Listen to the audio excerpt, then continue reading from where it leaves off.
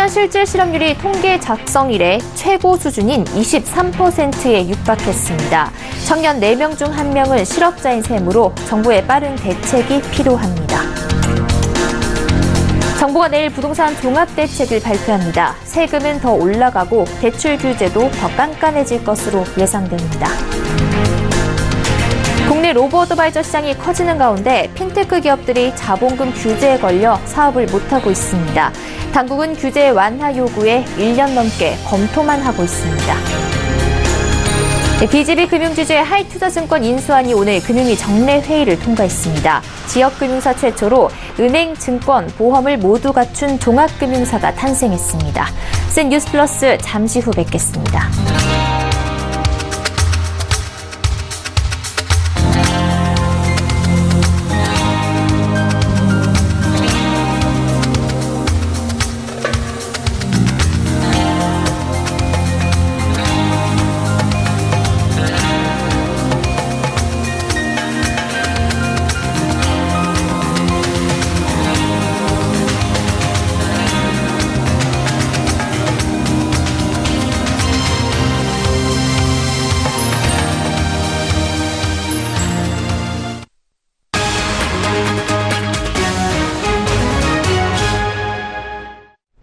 시청자 여러분 안녕하십니까? 센 뉴스 플러스 양한나입니다. 8월 취업자 수 증가폭이 또 1만 명을 밑돌았습니다. 청와대 긴급회의를 소집하겠던 지난 7월에 5천 명보다도 내려앉은 3천 명을 기록했습니다. 실업자 역시 외환위기 이후 가장 많다고 하는데요. 청년 실업률 역시 최악으로 치달으며 청년 구직자들의 사기도 바닥이라고 합니다. 고현정 기자가 보도합니다. 청년 4명 중 1명이 사실상 실업자인 것으로 나타났습니다. 오늘 통계청이 발표한 8월 청년 실업률은 10%로 역대 최고치를 찍은 데 이어 청년 확장 실업률 역시 통계 집계 이래 가장 높은 수치인 23%를 기록했기 때문입니다. 실업률 통계의 기준이 되는 실업자는 현재 어떤 일도 하지 않고 있지만 일이 주어지면 일을 할 수 있고 지난 4주간 적극적인 구직 활동을 한 사람이어야 합니다. 때문에 아르바이트를 1시간이라도 하거나 직접적인 구직 활동을 한 달만 쉬어도 실업자가 아닌 비경제활동 인구로 분류되기 때문에 이를 보완하기 위한 확장 실업률 지표를 통계청에서 함께 제공하고 있습니다. 지난달 실업자 수 역시 만 15세에서 29세 이하 청년층과 40대가 전년 동월 대비 가장 크게 늘었고 농번기 등 계절적 요인을 제거한 통계를 보면 전체 실업자 수와 실업률 역시 역대 최대입니다. 한편 일자리 정부를 자처하고 있는 현 정부는 올해 4, 4분기에는 반드시 국민이 체감할 수 있는 정도로 일자리 문제를 해결하겠다고 장담해왔습니다.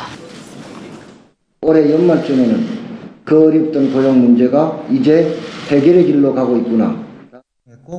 이미 하반기로 접어든 지금 여전히 괜찮다는 정부. 노동 인구가 이렇게 급격하게 줄고 있는 상황에서 30만 명, 40만 명 신규 취업자 수. 이거는 이제는 다시 오지 않는다. 임금근로자 비중은 74.6% 사상 최대로 늘어났잖아요. 임금근로자가 전체 근로자에서 는다는 건 좋은 일 아닙니까? 오늘 잡코리아와 알바몬이 1,300여 명의 취업준비생을 대상으로 조사한 결과 10명 중 4명이 취업준비법을 찾지 못해 막막하다고 답했으며 5.7%만이 입사에 자신 있다고 응답했습니다. 서울경제TV 고현정입니다. 정부가 내일 부동산 종합대책을 발표합니다. 세금을 올리고 대출 규제도 깐깐해질 것으로 예상됩니다. 정부가 밝힌 대규모 주택 공급 계획이 담길지도 주목되고 있습니다. 유민호 기자가 보도합니다. 우선 종합부동산세를 강화하는 방안이 유력합니다. 현재 정부가 마련한 종부세 개정안은 현행 2%인 최고세율을 2.5%까지 올리는 겁니다. 여기에 최고세율을 3%까지 끌어올리는 방안이 검토 중인 것으로 알려졌습니다. 과세 표준을 정하는 데 쓰이는 공정시장가액 비율을 조정할 수도 있습니다. 현재 80%인 이 비율을 개정안에선 5%씩 2년에 걸쳐 90%로 올리기로 했는데 인상 시기를 앞당기거나 100%까지 확대할 가능성이 있습니다. 어제 이해찬 더불어민주당 대표가 이재명 경기도지사를 만난 자리에서 토지 공개념을 꺼내든 것도 주목할 대목입니다. 이 대표는 토지가 공급이 안 돼 집값이 폭등할 수밖에 없는 구조라며 이것을 극복하려는 종합대책을 중앙정부가 모색 중이라고 밝혀 강도 높은 대책이 나올 것을 시사했습니다. 정부도 추석 전 서울시 주택 공급 확대 계획을 발표하겠다고 밝혀 서울시 내 그린벨트를 해제해 대규모 주택단지가 지어지는 게 아니냐는 관측이 나옵니다. 하지만 박원순 서울시장이 그린벨트 해제에 공식 반대하고 있어 중앙정부와 조율이 필요한 만큼 내일 대책에서는 일단 공급계획 발표가 빠질 수 있을 가능성도 있습니다. 정부의 대책 발표 시점이 아쉽다는 지적도 나옵니다. 추가적인 영향 요인들이 시장에 반영된 이후에 대책을 발표하는 게 좀 더 나은 대안이 아닐까 생각을 합니다. 지금 괜히 발표했다가 또 뭐 남북 정상회담 때문에 그 대책에 대한 효과가 희석되고 이러면 서울 집값은 49개월 연속 오르면서 역대 최장 상승기를 이어가는 상황. 이번 정부 대책이 과열된 부동산 시장을 안정시킬 수 있을지 주목됩니다. 서울경제TV 유민호입니다. 국내 로보어드바이저 시장이 빠르게 성장하고 있는데요. 2016년부터 본격 도입됐는데 2년이 지난 지금 시장 규모가 4배 넘게 커졌습니다. 그만큼 수요가 많다는 얘기입니다. 그런데 정작 이 서비스를 하는 핀테크 기업은 많지가 않습니다. 자본금 문턱이 너무 높기 때문인데 금융당국은 규제 완화 요구에 1년 넘게 검토만 하고 있습니다. 이하라 기자입니다. 투자자의 성향과 목표 수익률을 진단한 뒤 고객 맞춤형으로 자산관리 전략을 짜주는 로보어드바이저 서비스. 금융위는 지난 6월 로보어드바이저 산업진흥을 위해 고객이 직접 찾아갈 필요 없이 비대면으로 투자 일임 계약을 할 수 있도록 허용했습니다. 하지만 금융위의 허용에도 이 서비스를 할 수 있는 핀테크 기업은 극히 적었습니다. 40억 원에 달하는 자본금 요건을 충족하기 어려웠기 때문입니다. 우리나라의 지금 현재 금융 시스템이 판매 행위 규제에 굉장히 포커스가 되어 있고요. 금융위도 업계의 이런 답답함에 공감을 표하며 자본금 규제 완화를 검토하고 있다고 말합니다. 초기 이제 로보어드바이저 업체로서 업자인 회사들에게 좀 어려운 부분이 있다. 충분히 이해하고 있고요. 자본금 요건에 대한 규제안은 적극적으로 검토할 계획입니다. 문제는 규제 완화를 1년 넘게 검토만 하고 있다는 점입니다. 당국의 태도 변화를 기대하던 업계는 이미 지쳐버린 듯합니다. 한 로보어드바이저 업체 관계자는 금융위 관계자에게 규제 문제를 호소하자 규제 완화를 기다릴 게 아니라 규제가 없는 해외로 진출해 사업하는 게 빠르지 않겠냐는 답변을 받은 적이 있다며 황당한 경험을 토로하기도 했습니다. 규제 완화가 더딜 수밖에 없는 이유로 당국은 투자자 보호를 강조합니다. 하지만 투자자 보호를 핑계로 금융당국이 해야 할 일을 미루고 있다는 지적에도 귀를 기울여야 할 것 같습니다.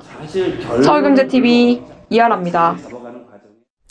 DGB 금융지주의 하이투자증권 인수안이 오늘 금융위원회 정례회의를 통과했습니다. 이로써 DGB 금융지주는 지역금융사 최초로 은행과 증권, 보험을 모두 갖춘 종합금융사가 됐습니다. 하지만 인수 절차의 완료까지 한 달 이상 남은 지금 노사 문제로 갈등이 깊어지고 있습니다. 노사 문제 해결이 원활한 인수를 위한 선결과제라는 의견도 나옵니다. 김성훈 기자입니다. 오늘 오후 열린 금융위원회 정례회의에서 DGB 금융지주의 하이투자증권 인수안이 통과됐습니다.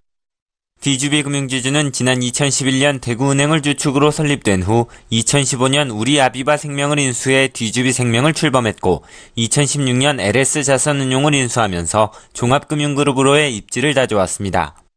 지난해 11월 이미 하이투자증권 인수의 우선 협상 대상자로 선정됐지만 전임그룹 회장의 비자금 조성, 채용 비리 등 문제와 지배구조 리스크 등으로 인해 인수가 연기됐습니다.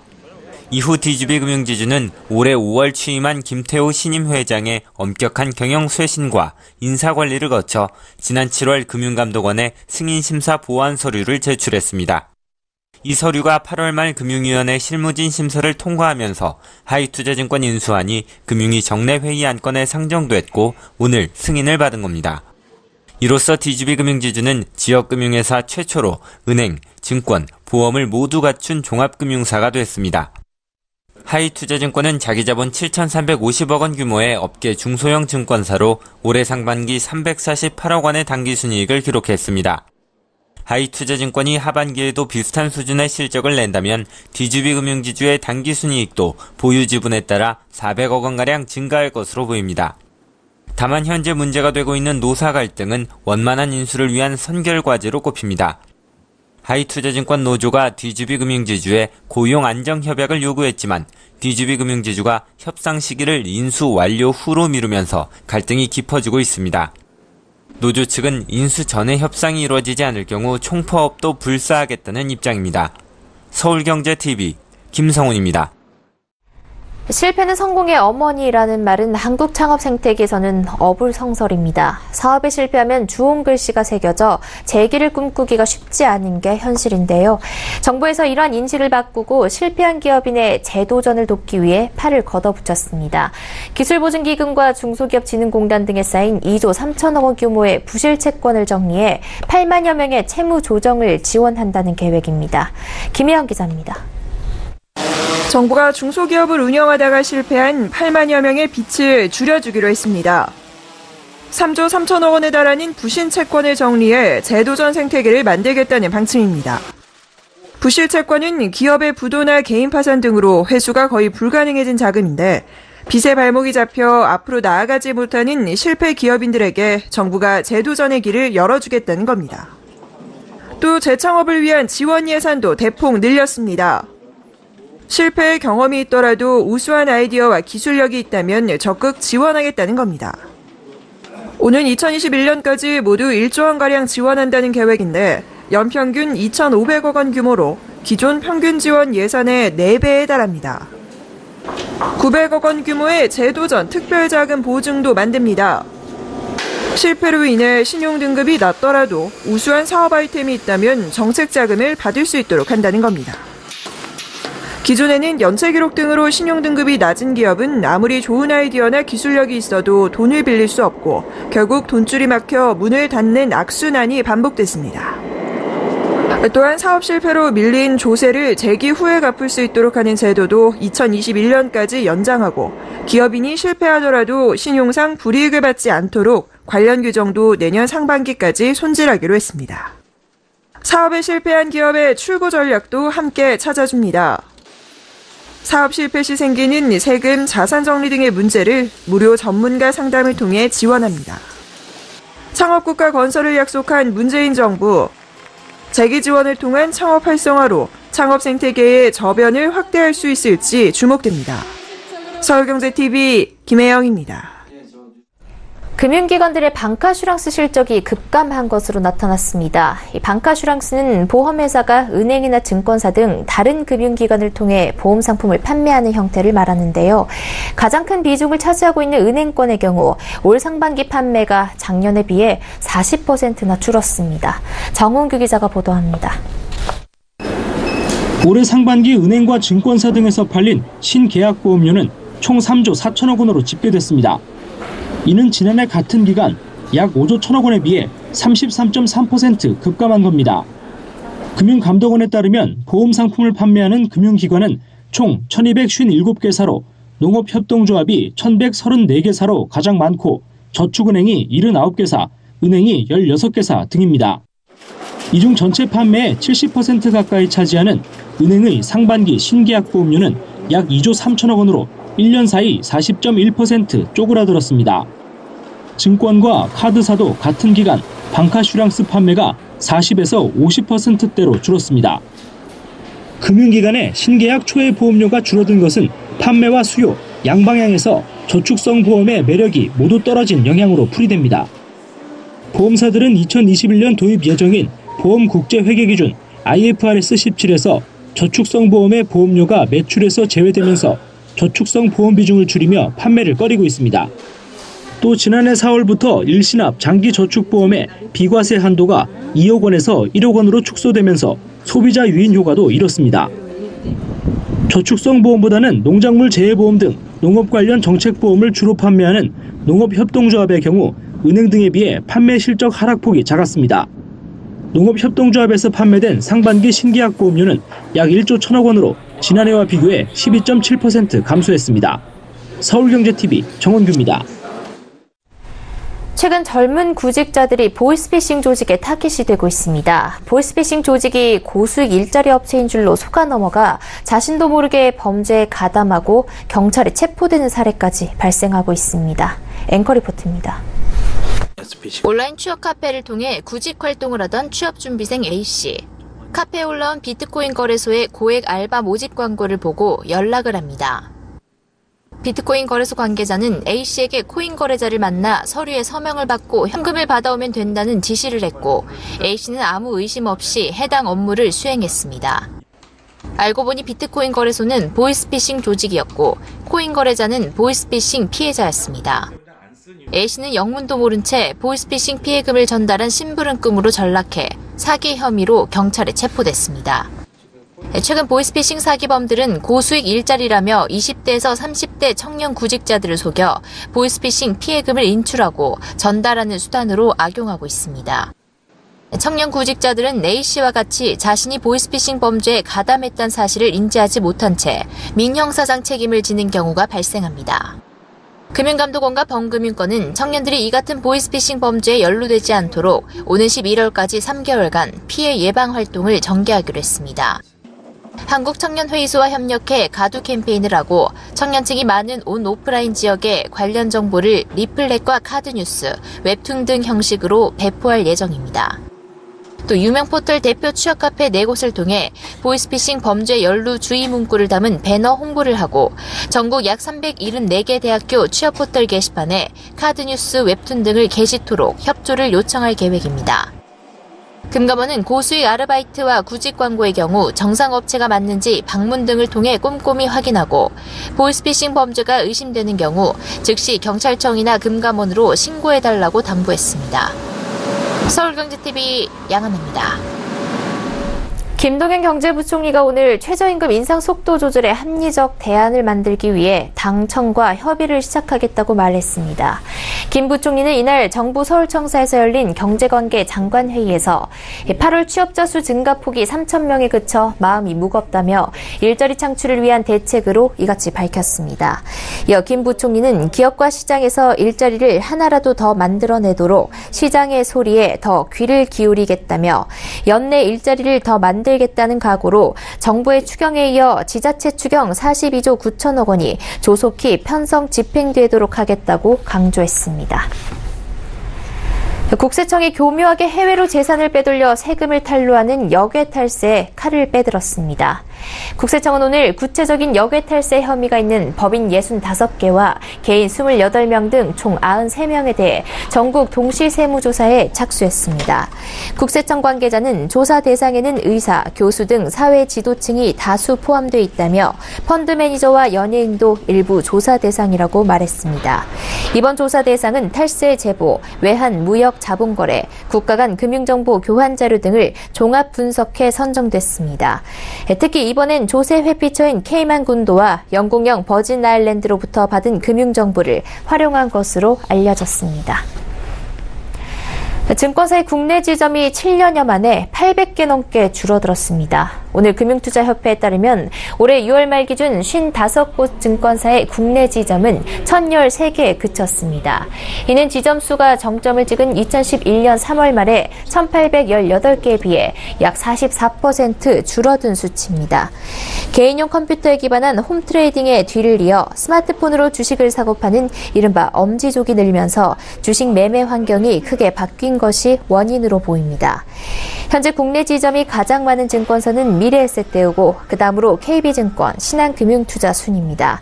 이에 비해 리딩투자증권은 국내 지점이 전혀 없었고 도이치증권, 맥쿼리증권 등 외국계 증권사들 대부분은 국내 지점이 한 곳에 불과했습니다.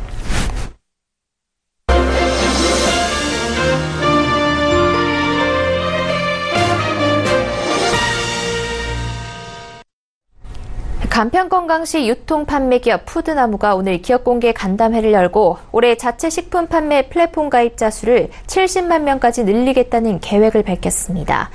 오늘 10월 4일 코스닥 상장 예정인 푸드나무는 현재 국내 최초 닭가슴살 전문 플랫폼 랭킹닷컴, 피트니스 전문 미디어 개근질.com, 다이어트 레시피 전문 매거진 닭쿡 등을 운영 중입니다. 푸드나무 자사식품 10종과 타사식품 129종을 더해 약 140종의 건강 건강식품을 판매 중인 플랫폼 랭킹닷컴의 경우 올해 기준 회원수가 약 57만 명에 달합니다. 이는 지난 2013년 대비 18배 이상 증가한 것이며 연 5회 이상 구매하는 최우수 고객도 꾸준히 늘고 있습니다. 푸드나무의 지난해 매출액은 전년도 대비 56% 이상 늘어난 348억 원, 영업이익도 26% 이상 증가한 43억 원을 기록했습니다. 매출액의 경우 지난 2013년엔 18억 원에 불과했지만 작년 348억 원까지 급성장하며 110%에 달하는 연평균 성장률을 보이고 있습니다. 푸드나무의 공모가 희망 범위는 18,700원에서 22,700원이며 일반 청약은 오는 18일과 19일 진행합니다. 상장 대표 주관사는 미래에셋대우입니다. 애플은 현지 시간으로 10일 오전 10시 미국 캘리포니아주 쿠퍼티노 스티브 잡스 극장에서 아이폰 신제품 3종을 공개합니다. 이 신제품은 아이폰 X의 후속 모델인 아이폰 XS와 역대 가장 큰 6.5인치 디스플레이를 장착한 아이폰 XS 맥스, 그리고 6.1인치 LCD 패널을 탑재한 아이폰 XC가 될 것으로 보입니다. 네이버가 내일부터 모바일 검색창에서 커뮤니티 검색을 통합한 뷰 영역을 신설합니다. 뷰는 사용자들이 블로그나 카페 등 커뮤니티에 작성한 글을 통합 검색할 수 있도록 꾸며졌습니다. 기존 별도로 있던 블로그 카페 검색 탭은 사라집니다.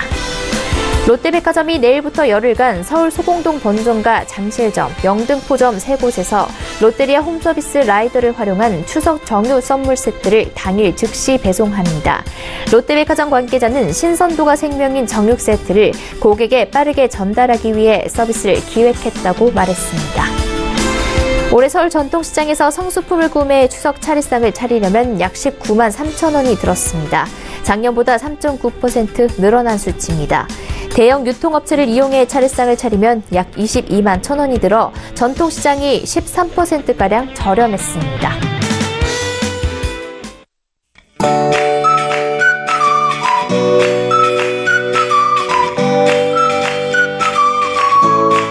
안녕하세요. K웨더 라이프스타일 예보 최씨입니다.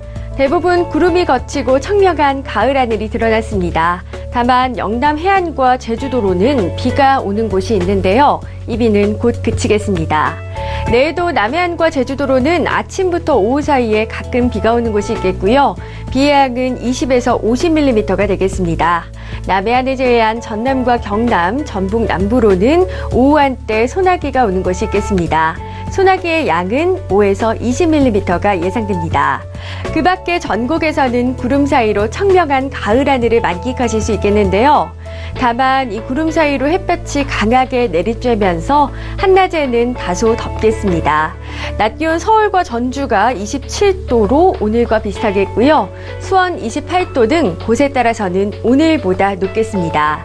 이렇게 낮 기온은 높게 오르면서 더운데 고기압 영향권에서 이불 역할을 해주는 구름이 많지 않아 아침 저녁으로는 기온이 더욱 떨어져 쌀쌀하겠습니다. 다음은 자세한 지역별 내일 날씨를 나절 예보를 통해서 살펴보겠습니다. 중부지방 구름만 많겠습니다. 한낮에 서울 27도, 수원 28도 등으로 덥겠고요. 저녁이 되면 다시 기온이 낮아지면서 서늘해지겠습니다. 일교차가 10도 안팎으로 예상됩니다. 동해안도 구름 많은 가운데 동풍의 영향을 받으면서 낮 기온 울진 22도로 상대적으로 선선하겠습니다. 남부지방 제주도는 아침부터 오후 사이에 비가 오겠고 전남과 경남, 경북 남부로는 오후 한때 소나기가 오겠습니다. 아침 저녁으로는 쌀쌀하지만 한낮은 덥겠습니다. 남해상으로는 비가 오는 가운데 물결이 최고 3m로 높게 일겠고요. 서해상에서도 최고 2.5m로 다소 높은 수준이 되겠습니다. 금요일과 토요일 사이에는 전국에 비가 내릴 것으로 전망됩니다. 날씨였습니다. 센 뉴스 플러스 여기까지입니다. 시청해주신 여러분 고맙습니다.